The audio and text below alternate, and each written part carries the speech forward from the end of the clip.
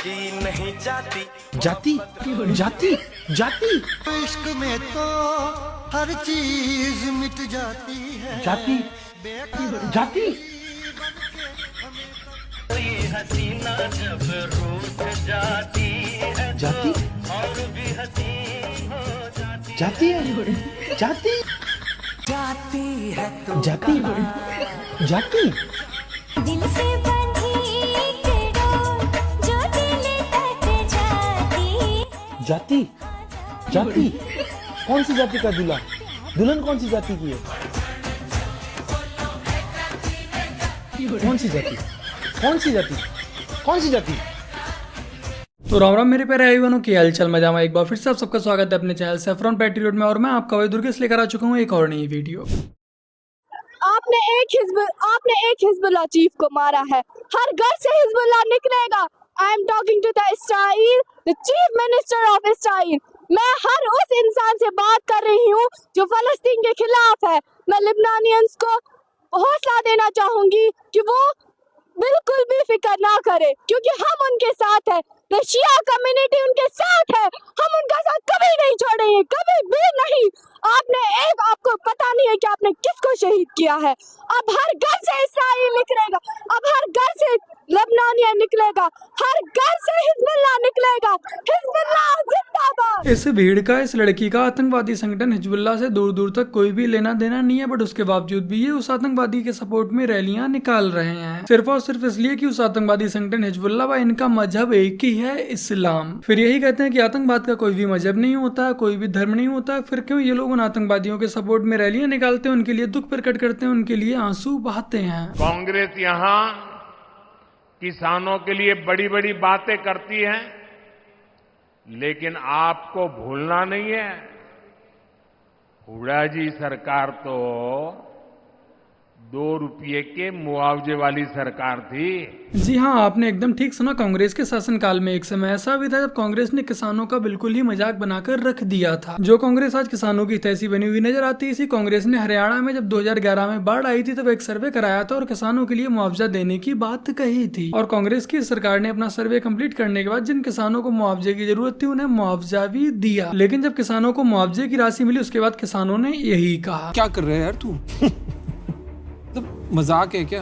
क्योंकि इसी कांग्रेस सरकार ने अपना वादा तो पूरा किया था और अपने वादे के अकॉर्डिंग किसानों को मुआवजा भी दिया था, बट कई किसानों को मुआवजे के रूप में सिर्फ 1 या 2 रुपए के चेक ही दिए गए थे। और ये कोई सदियों पुरानी बात नहीं है, ये सन 2011 की बात है। 2011 में हरियाणा के कई जिलों में बाढ़ आई थी। उसके बाद कांग्रेस सरकार ने सर्वे कराया। सर्वे कराने के बाद जिन किसानों का नुकसान हुआ था उन्हें 1 व 2 रुपए के चेक दिए गए थे। और अब इसके लिए किसानों को शहरों में जाकर, बैंकों में जाकर अपने बैंक अकाउंट भी खुलवाने पड़ते, जो कि 1500 से क्या ही कम खुलते। तो कांग्रेस के समय में ये हालत थी किसानों की। कांग्रेस ने किसानों का एकदम से मजाक बनाकर रख दिया था, मतलब चेक भी दे रहे हैं तो 1-2 रुपए का। और आज भी कांग्रेस सेम यही कर रही। कांग्रेस के दांत दिखाने के अलग हैं, खाने के अलग हैं। जब किसान आंदोलन दिल्ली में चल रहा था तब ये कांग्रेस वाले उनके साथ खड़े हुए नजर आए थे, क्योंकि वहां इन्हें पॉलिटिकल फायदा मिल रहा था। किंतु इस समय जहां कहीं भी कांग्रेस की सरकार है, जिस किसी भी राज्य में कांग्रेस की सरकार है, वहां पे किसानों की हालत खस्ता होती हुई नजर आ रही है। अभी पिछले 15 महीने में कर्नाटक में 1200 से अधिक किसानों ने आत्महत्या कर ली है। लेकिन राहुल गांधी जो कभी टेम्पो चालक बन जाते हैं, ट्रक ड्राइवर बन जाते हैं, कुली बन जाते हैं, उन्हें अब तक फुर्सत नहीं मिली इन कर्नाटक के किसानों के परिवारों से मिलने के लिए। और राहुल गांधी का उन गरीब किसानों के परिवारों से मिलना तो दूर की बात है, राहुल गांधी ने उनके लिए एक ट्वीट तक नहीं किया है, क्योंकि कर्नाटक में इनकी ही सरकार है। कर्नाटक के राजस्व विभाग ने एक दस्तावेज में बताया है कि कर्नाटक के जो किसान आत्महत्या कर रहे हैं उसका मुख्य कारण वहाँ के कई जिलों में भयंकर सूखा है। इसकी वजह से किसान आत्महत्या कर रहे हैं, जिसकी वजह से उन्हें अपनी फसलों में काफी नुकसान देखने को मिल रहा है और वो बैंकों से लिया हुआ अपना लोन, अपना कर्ज तक नहीं चुका पा रहे हैं। इस वजह से वहाँ के किसान आत्महत्या करने पर मजबूर हैं। लेकिन राहुल गांधी जो खुद को किसानों का हितैषी बताते हैं, गरीबों का हितैषी बताते हैं, वो अब तक इन गरीब किसानों के परिवारों से मिलने नहीं पहुंचे हैं। बट जब दिल्ली में किसानों का आंदोलन चल रहा था तब ये वहां बार बार पहुंच जाते थे, क्योंकि वहां पर इन्हें पॉलिटिकल फायदा मिल रहा था। यहाँ पर तो इनकी जाकर बदनामी ही होने वाली है। बाकी का कांग्रेस के कारनामे आप लोग खुद ही हरियाणा के किसानों से सुन लीजिए।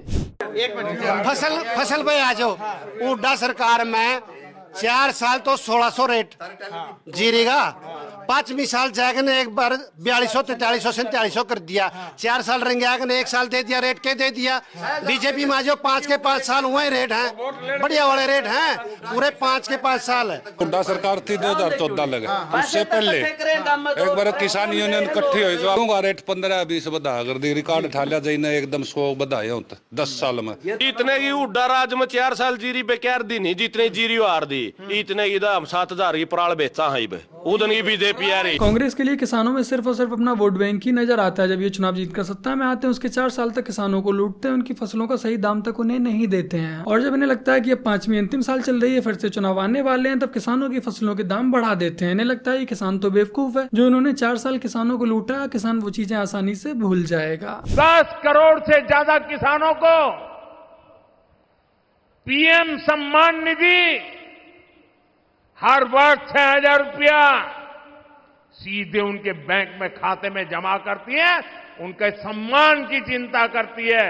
और वो लोग 2 रुपये का मुआवजा।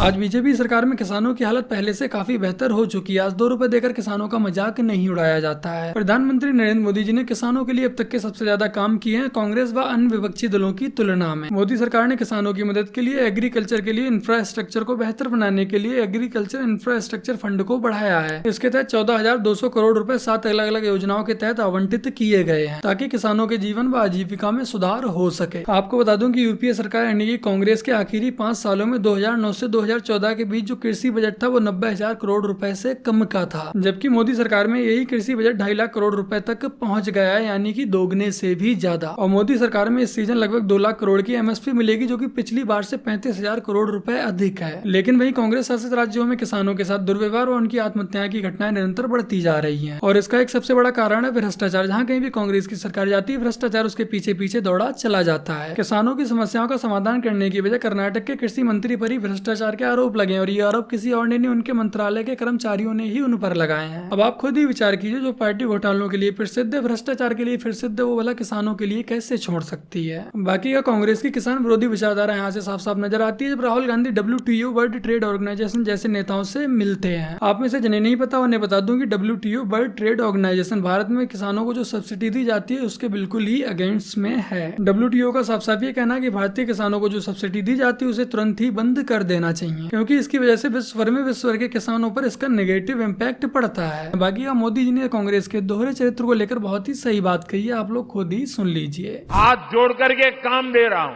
और मुझे विश्वास है आप इस काम को करने में कभी पीछे नहीं हटेंगे। जब भी कांग्रेस के लोग आपसे किसानों की बात करें, आप उनसे एक बात पूछोगे? जरा जोर से बोलिए ना, पूछोगे? जरा उनको पूछना कि आप जो हरियाणा में बड़ी बड़ी बातें करते हो, बड़ी बड़ी घोषणाएं कर देते हो, तारे तोड़ करके लाने की बातें कर रहे हो। अरे भाई, तुम्हारी कर्नाटका में सरकार है, तेलंगाना में सरकार है, हिमाचल में सरकार है, कुछ तो लागू करके दिखाओ। जरा इसको इतना पूछ लीजिए। ये यहां बातें करते हैं और वहां लागू नहीं करते हैं। कर्नाटका में इनकी सरकार है, वहां कांग्रेस सरकार बनने के बाद सैकड़ों किसान आत्महत्या कर चुके हैं।